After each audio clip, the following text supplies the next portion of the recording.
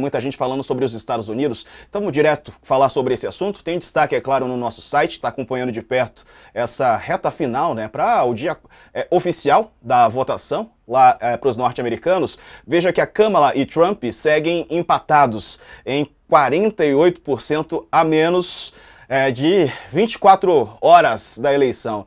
É isso? Kamala e Trump seguem empatados em 48% a menos de 24 horas da eleição. É o que diz uma pesquisa publicada hoje. Várias estão sendo publicadas, né? Por exemplo, o The New York Times, ele faz, né, o veículo faz um agregador de pesquisas e dá justamente um empate. Mas aí a gente tem que lembrar sempre, né, o que acontece nos Estados Unidos. Lá não é votação direta, então não necessariamente aqueles que têm mais votos serão eleitos, depende do estado, do número de delegados, a votação é indireta e assim funciona lá. Por isso, às vezes, a pesquisa tem uma dificuldade de captar, né? Às vezes o que está na pesquisa, o que vai sair no voto, por exemplo, não represente a eleição concretamente. O levantamento que a gente tá vendo aí, 48% o empate entre os dois, foi feito pela TIP, a plataforma com a pesquisa considerada a mais precisa do último ciclo pelo jornal americano The Washington Post, que apontam um empate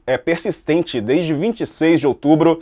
Os candidatos oscilam no máximo 1 ponto percentual nas intenções de voto, ou seja, estão ali, ó, na margem de erro, cabeça a cabeça.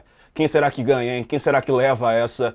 Republicanos ou democratas? Vamos trazer o nosso time que está conosco para essa estreia também na TV, o Leonardo Sakamoto, a Raquel Landim e o Kennedy Alencar, ao vivo de Washington, acompanhando tudo de perto. Nosso colega aqui, jornalista. Kennedy, boa tarde, bem-vindo. Nos conte como é que está a expectativa aí entre os norte-americanos. O pessoal, assim como aqui no Brasil, fica nessa apreensão, né? O pessoal fica ali acompanhando o noticiário, acompanhando tudo.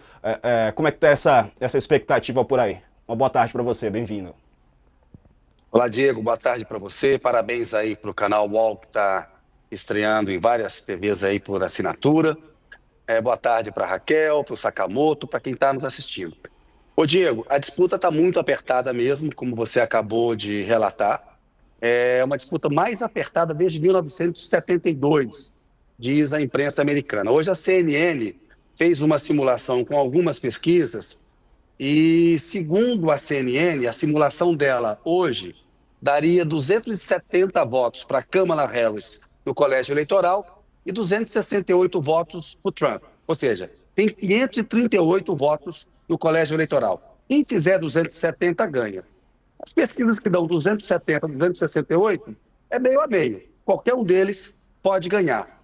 No agregador geral de pesquisa, a gente viu que o Trump subiu nas últimas semanas e recuperou um pouquinho a diferença que ele tinha em relação a Kamala Harris em alguns lugares, e em outros lugares está até adiante. Agora, esse agregador tem que ser visto com cuidado, porque ele pega pesquisas de boa qualidade, mas tem algumas pesquisas ali também que não tem tanta qualidade quanto outras pesquisas. É um número meio geral. Então, é importante você ficar com pesquisas de institutos mais qualificados. O que acontece aqui?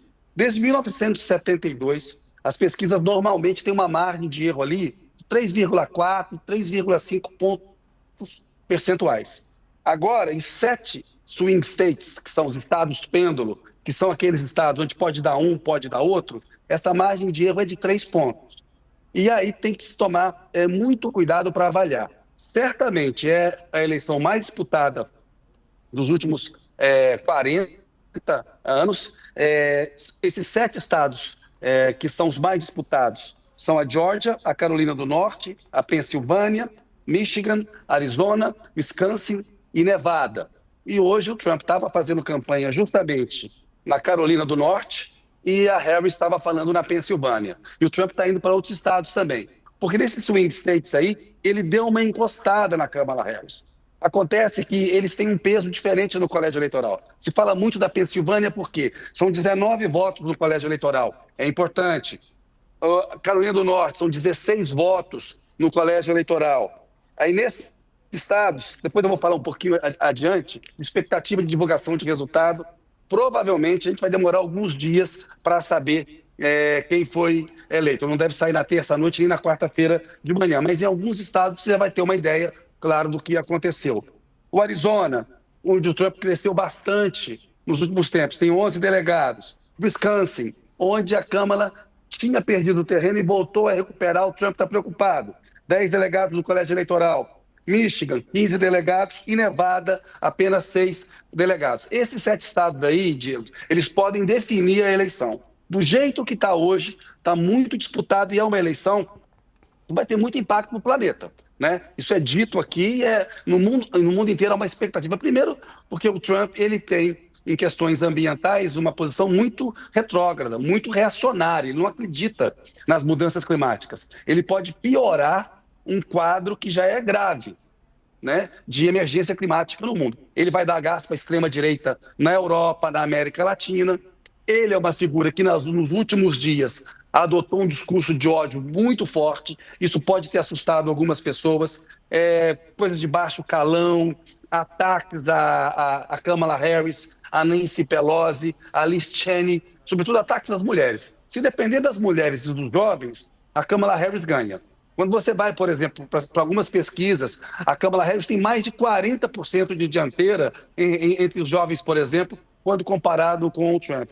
Tem uns dados bem interessantes aqui que a gente pode falar. Agora, o Trump também lidera entre os homens brancos, e ele está usando muito o discurso do ódio, o preconceito, o discurso do medo, né? Falando muito contra os imigrantes, e está uma disputa bastante apertada por isso. Acho que nesse comecinho seria basicamente isso para falar, Diego.